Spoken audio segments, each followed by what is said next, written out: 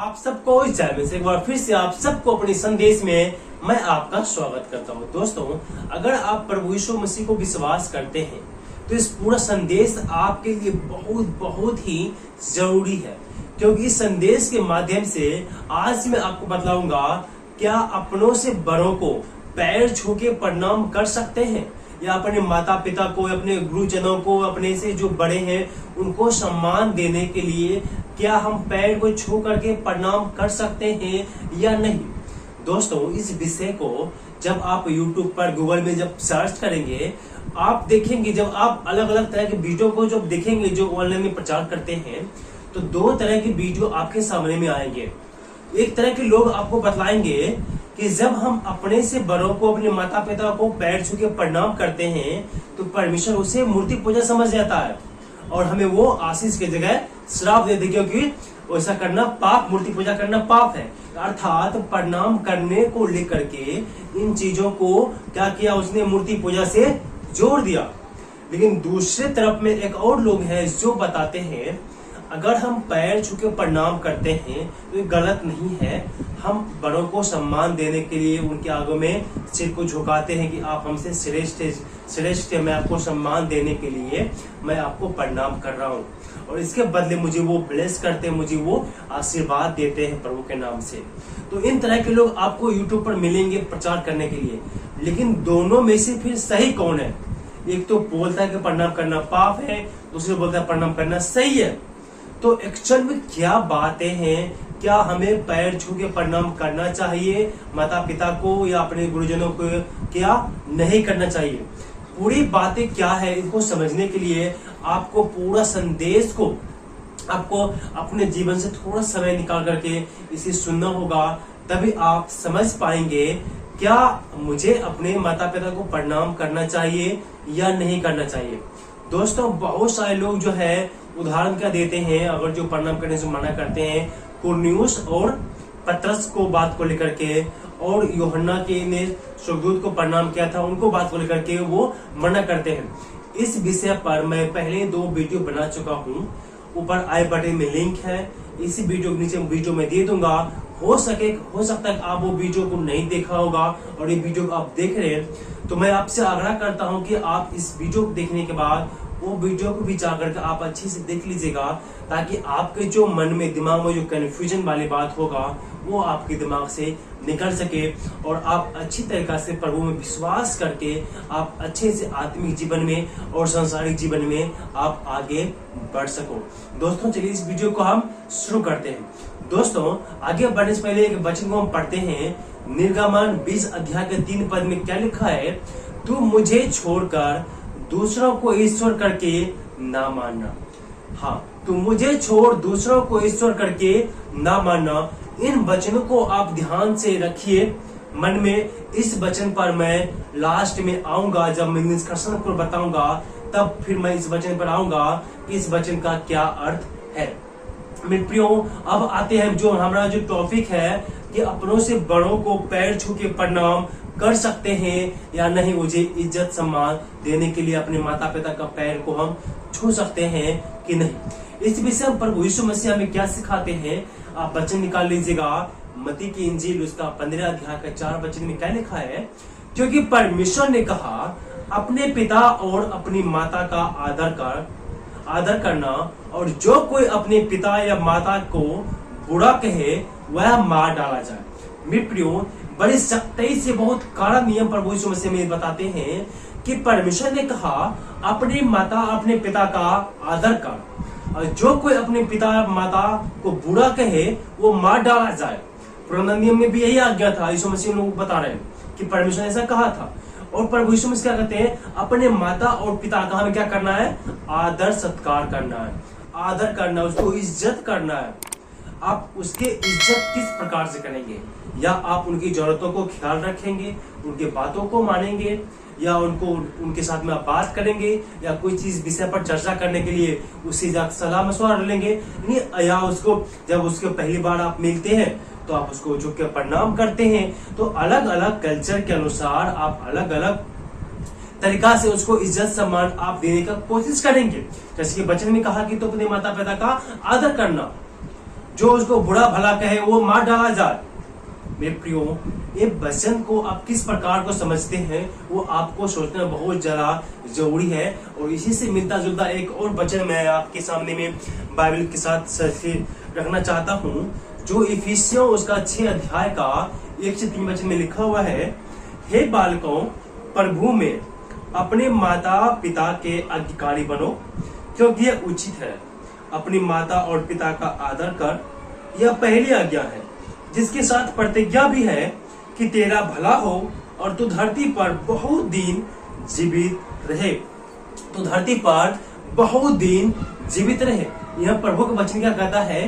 तू अपने माता अपने पिता का आदर कर, यह पहली आज्ञा है, जिसके साथ क्या है? प्रतिज्ञा है कि तू धरती पर बहुत दिन तक जीवित रहे, अर्थात दीर्घायु होने का आशीर्वाद मिलता। अगर हम अपने माता पिता का आदर सत्कार करते हैं चाहे किसी भी तरीका से, तो वो क्या होता है? हम धरती, हमारी उम्र भी लंबी होता है और हम धरती पर बहुत दिन तक जीवित रहने पाते हैं। तो यहाँ पर अब सवाल उठता है, किसी प्रणाम करके पैर छू के ही उसका आदर सत्कार कर सकते हैं, या दूसरा भी तरीका है उसे हम आदर सत्कार करने के लिए? तो इन चीजों को हम समझने के लिए हम सबसे पहले पुराना नियम को देखेंगे, उसके बाद में हम नया नियम को से बात करेंगे, उसके बाद में हम आपको निष्कर्षण बताएंगे कि आपको क्या करना है और किस प्रकार से आप अपने माता पिता का आदर सत्कार आप कर सकते हैं। आप मेरे साथ खोल लीजिएगा बाइबल को, उत्पत्ति की पुस्तक उसका 42 अध्याय, उत्पत्ति की पुस्तक उसका 42 अध्याय को जब आप पढ़ेंगे आपको बहुत अच्छी तरीका से वहां पर आपको ये बात को समझ में आएगा। वहां पर यूसुफ है याकूब का बेटा। उत्पत्ति 42 अध्याय का 6 वचनों में पढ़ते हैं, लिखा हुआ है, यूसुफ तो मिस्र देश का अधिकारी था और उस देश के सब लोगों के हाथ वही अन्न बेचता था। इसीलिए यूसुफ के भाई आए तब भूमि पर मुंह के बल गिर के दंडवत किया। भूमि पर मुंह का बल गिर करके उसको दंडवत किया। मेरे प्रियो, आप सब यूसुफ की कहानी आप सब जानते हैं। यूसुफ जो याकूब का जो बेटा है, बाड़ बेटा था, उसमें से एक जो यूसुफ था, जो उसके भाइयों ने मार करके दूर देश वाले पास में उसे बेच दिया था, वही यूसुफ है जिसे सब भाइयों ने मार करके बेच दिया था।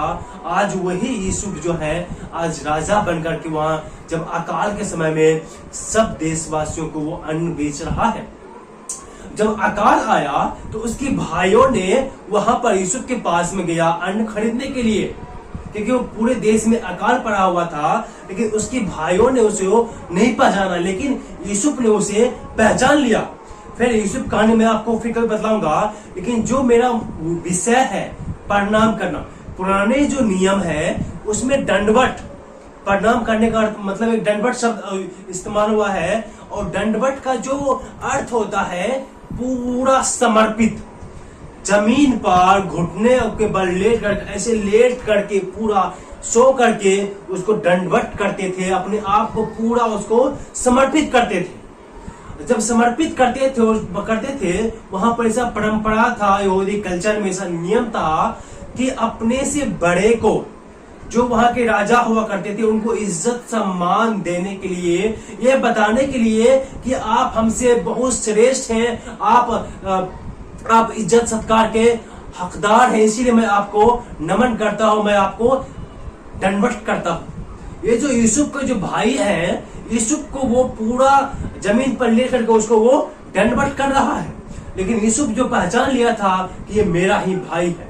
मेरे प्रियो, जब कोई व्यक्ति उस यहूदी कल्चर में जब दंडवत करता था दूसरे को सम्मान देने के लिए, तो उसका कतई नहीं है इसका मतलब होता था कि ये मूर्ति पूजा है, उसका वो पूजा कर रहा है।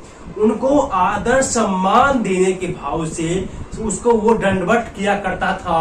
पुराने समय में उनको बताते थे कि हे प्रभु, हे राजा, आप मुझसे बहुत श्रेष्ठ हैं, इसीलिए मैं आपको दंडवत करता हूं, आपको इज्जत सम्मान देने के लिए। उसका अर्थ ये होता था।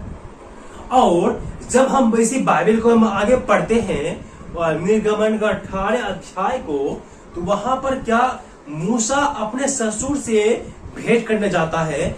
निर्गमन 18 अध्याय के 7 वचन में जब मूसा अपने ससुर से भेंट करने के लिए निकला और उसको दंडवत करके चूमा और वे परंपरा कुशल से पूछते हुए डेरे पर आ गए। यहाँ पर देखिए मेरे प्रियो, मूसा जो है अपने ससुर से भेंट करने के लिए जाता है और जब वो उसे मिलता है तो क्या करता है, अपने कल्चर के अनुसार वो उसको दंडवत करता है और उसके कुशल से हाल समाचार पूछते पूछते वो डेरा अर्थात घर में वो जहाँ रहता था वहां पर आ गया। तो वहां पर ऐसा प्रथा था, ऐसा कल्चर था कि वहां पर वो क्या करते थे, दंडवत करके उसको आदर सम्मान वो एक दूसरे को वो दिया करते थे उस जमाने में, बाइबल के जमाने में। तो वहां को ऐसा वो कल्चर था। अब वो कल्चर, ये कल्चर इंडिया की जो कल्चर है वो अलग है। बाइबल उस कल्चर के कॉन्सेप्ट में लिखा गया है और उसको हम सेम टू सेम अभी करना मुश्किल है, क्योंकि वहां के यहाँ का रिवाज ऐसा नहीं है। यहाँ भी आजकल जो लोग दंडवत करते हैं वो किसी और तरीका से करते हैं, लेकिन पुराने समय में जो दंडवत करते थे उसका उद्देश्य होता था वो आदर सत्कार के भाव से उसको सम्मान देने के लिए उसको वो दंडवत किया करते थे।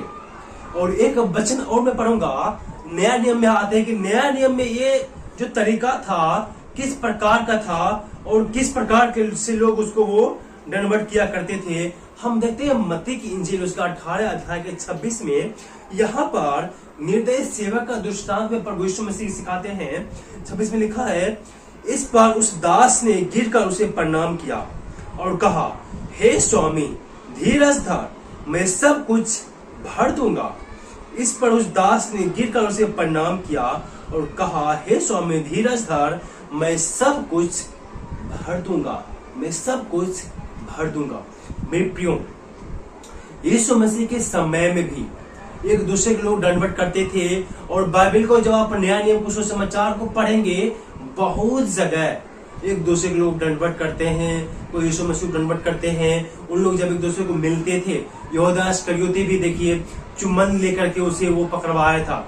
और यहूदी कल्चर में अगर कोई व्यक्ति एक व्यक्ति दूसरे व्यक्ति से मिलता है बहुत दिन के बाद, या उसे बड़ा है, उसको सम्मान देने के लिए उसे गले लगते थे और चुम्बन से सर पर चुम्बन लेकर के उसको अभिनंदन करते थे, चुम्बन को लेकर के।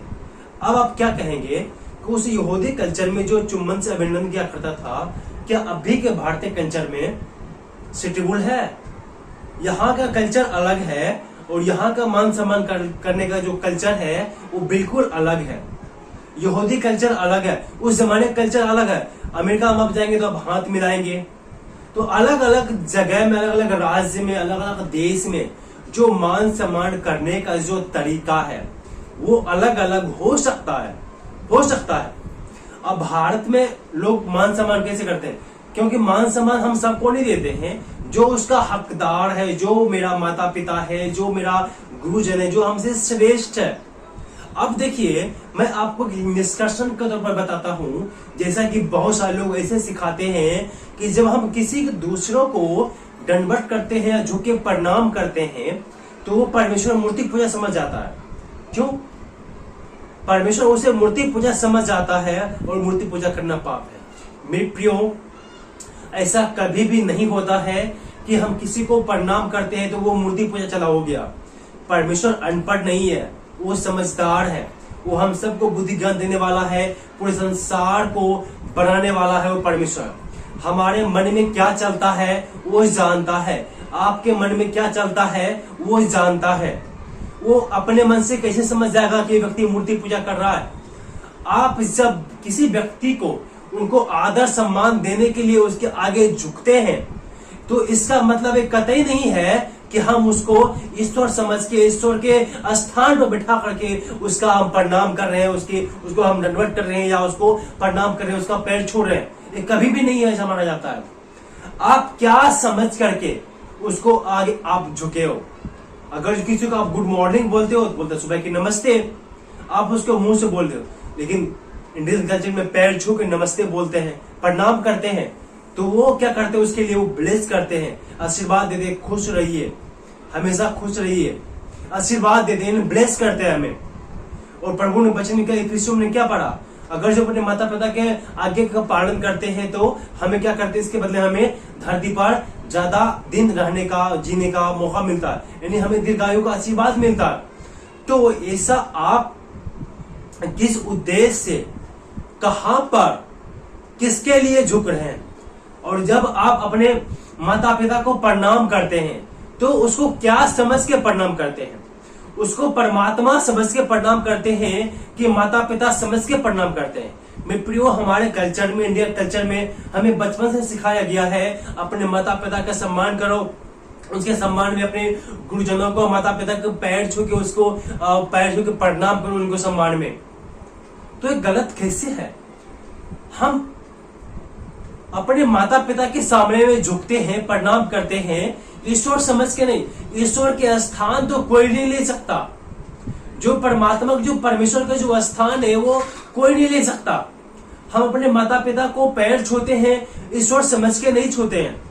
हमसे वो बड़े हैं, उसको सम्मान देने के लिए, उनको इज्जत देने के लिए एक हमारे वो कल्चर है, हमारे वो तरीका है, उसको प्रणाम करते हैं।